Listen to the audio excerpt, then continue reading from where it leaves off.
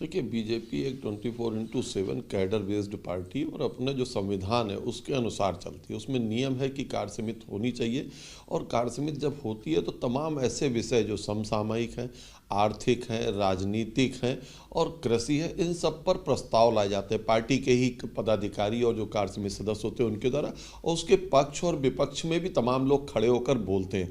उसके बाद वो प्रस्ताव नोट किए जाते हैं, उन प्रस्तावों के आधार पर आगे की रूपरेखा बनती है, उसके अनुसार पार्टी इन मुद्दों पर वो आगे काम करती है। इस समय चुनावी वर्ष भी 2024 आ गया है, इसलिए चुनावी भी क्या जो आगे प्रोसेस है उस पर भी पार्टी काम करती है। और रही बात यह कि इस समय जो पार्टी है वो संगठनात्मक चुनाव के भी मुद्दे पर चर्चा कर रही है, और मुझे लगता है पूरे देश भर में, पूरे प्रदेशों में कई जगह इस तरह के बदलाव आपको आमूलचूल परिवर्तन संगठन में देखने को मिलेंगे।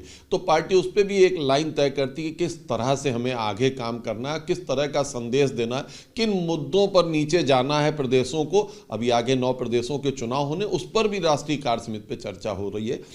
और मुझे लगता है कि एक बहुत महत्वपूर्ण राष्ट्रीय कार्य समिति है, क्योंकि आगामी 9 प्रदेशों के चुनाव और फिर उसके बाद लोकसभा चुनाव, एक बड़ा महत्वपूर्ण कार्य समिति में तमाम चीज़ों पर तैयारियां की गई हैं, और वो तैयारियां आपको आगामी समय में नीचे दिखने लगेंगी। आपने कहा कि लोकसभा 27 की पार्टी 80 सीटें उत्तर प्रदेश में लोकसभा की, इसको लेकर भी खास तौर से चर्चा की गई है। भी देखिए, उत्तर प्रदेश के बगैर देश में कोई सरकार की कल्पना करना ही दूभर है, और मुझे लगता है उत्तर प्रदेश ने जो आशीर्वाद आदरणीय नरेंद्र मोदी जी को दिया है लगातार, और उससे भी ज़्यादा जो सीटें हमारी पिछली बार आई उसके बाद कुछ कम हुई, लेकिन इस बार योगी आदित्यनाथ के नेतृत्व में उत्तर प्रदेश की 80 की 80 सीटों की रूपरेखा तैयार है। जो सीटें हम हारे थे उस पर स्पेशल कंसिडरेशन पार्टी का है, और वहाँ के लिए लगातार आपने देखा कि हमारे राष्ट्रीय अध्यक्ष आदरणीय जेपी नड्डा जी का 20 तारीख को कार्यक्रम गाजीपुर लगा, क्योंकि ये सीट हम कुछ अंतर से हार गए थे।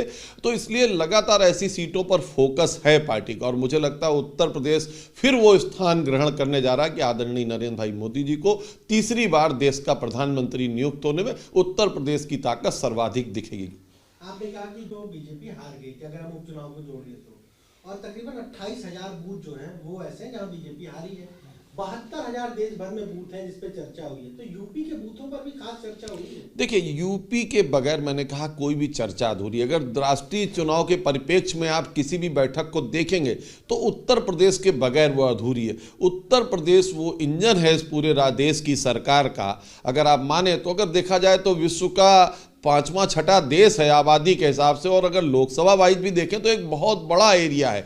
एक तरफ देखा जाए पाकिस्तान से ज़्यादा आबादी है उत्तर प्रदेश की, पाकिस्तान से ज़्यादा हमारी जीडीपी है, तो उत्तर प्रदेश देश में महत्वपूर्ण स्थान ही रखता है, और उत्तर प्रदेश हमेशा से एक ग्रोथ इंजन के रूप में किसी भी सरकार में लगा रहता है। और इस बार भी वो पूरी जिम्मेदारी के साथ उत्तर प्रदेश का अनुभव, उत्तर प्रदेश का नेतृत्व देश में प्रधानमंत्री पद पर आदरणीय नरेंद्र मोदी को विराजमान करने में पूरा रोल निभाएगा। एक आखिरी सवाल है, अध्यक्ष ने कहा कि होगा, तो माना जाए कि इस कार्य समिति के होने के तुरंत बाद ये बदलाव होंगे, या फिर जेपी नड्डा के 20 तारीख के दौरे के बाद बदलाव देखने को मिलेंगे? देखिए, ये एक सतत प्रक्रिया है हमारे यहाँ। तमाम लोगों से चयन होता है, पार्टी में एक मोटी मोटी बैठक हो जाती, उसके बाद तमाम चीज़ें प्रकाश में आती, तमाम योजनाएं बनती हैं। कुछ लोग उसके स्पेशलाइज होते हैं, कुछ पदाधिकारियों को कुछ और काम दिया जाएगा, कुछ की कहीं और नियुक्ति होगी, कुछ बहुत बरसों से हैं उनको कहीं और एडजस्ट किया जाएगा। ये एक सतत प्रक्रिया, और मुझे लगता है कि ये आपको राष्ट्रीय अध्यक्ष जी के कार्यक्रम के बाद धीरे धीरे अपना मूर्त रूप लेगी।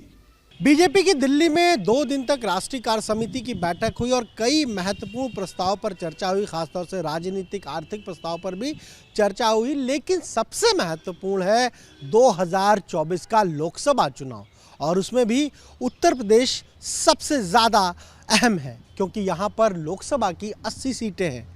बीजेपी की ये जो 2 दिनों तक बैठक हुई, इसमें इस बात पर भी चर्चा हुई कि देश भर में जो सीटें हारे उन्हें कैसे जीता जाए, और उत्तर प्रदेश की भी चर्चा हुई। 14 सीटें बीजेपी नहीं जीत पाई लोकसभा की, और अब किस तरीके से इन सीटों पर जीत हासिल की जाए, इस रणनीति पर चर्चा हुई है। और उसी रणनीति का हिस्सा है कि 20 जनवरी को खुद पार्टी के राष्ट्रीय अध्यक्ष जेपी नड्डा गाजीपुर पहुंचेंगे, क्योंकि 2019 के लोकसभा चुनाव में बीजेपी उस सीट को नहीं जीत पाई थी। इसके अलावा चर्चा हुई कि देश भर में जो 72,000 से ज़्यादा बूथ है जहां बीजेपी कमज़ोर है, उनमें 1/3 बूथ उत्तर प्रदेश में है, तकरीबन इनकी संख्या 24,000 से ज़्यादा है। तो कैसे उन बूथों पर पार्टी को मजबूत किया जाए, कैसे वहाँ पर वोट पार्टी के पक्ष में पड़े, कैसे संगठन को वहाँ पर मजबूत किया जाए। और इसके अलावा 2024 के लोकसभा चुनाव से पहले जिन जगहों पर विधानसभा के चुनाव होने हैं, और ख़ासतौर से अगर उत्तर प्रदेश की बात करें तो जो संगठन में बदलाव होना है वो भी काफ़ी अहम माना जा रहा है, क्योंकि 2024 के लिए नई टीम तैयार होनी है और यूपी में संगठनात्मक बदलाव के संकेत काफ़ी पहले से ही मिल रहे हैं। और अब ये माना जा रहा है कि 2 दिनों तक ये जो बैठक चली है, इसमें जो गाइडलाइन मिली है या फिर हम कहें इसमें जो निर्देश मिले हैं, उसी के आधार पर उत्तर प्रदेश में संगठन में भी बदलाव देखने को मिलेंगे। यानी हर एक स्तर पर प्रदेश टीम हो, क्षेत्रीय टीम हो, जिले की टीम हो, मंडल की टीम हो, मीडिया की टीम हो, हर एक टीम में बदलाव देखने को मिलेगा, नए चेहरों को जगह मिलेगी। और साथ ही साथ 2024 के लोकसभा चुनाव के मद्देनज़र क्षेत्रीय समीकरण भी होंगे, जातीय समीकरण भी साधने की बीजेपी कोशिश करेगी। और अब इस बैठक के बाद यूपी में बस बदलाव का इंतजार हो रहा है। कैमरा जीतन के साथ अनुभव शुक्ला, एपी गंगा, लखनऊ।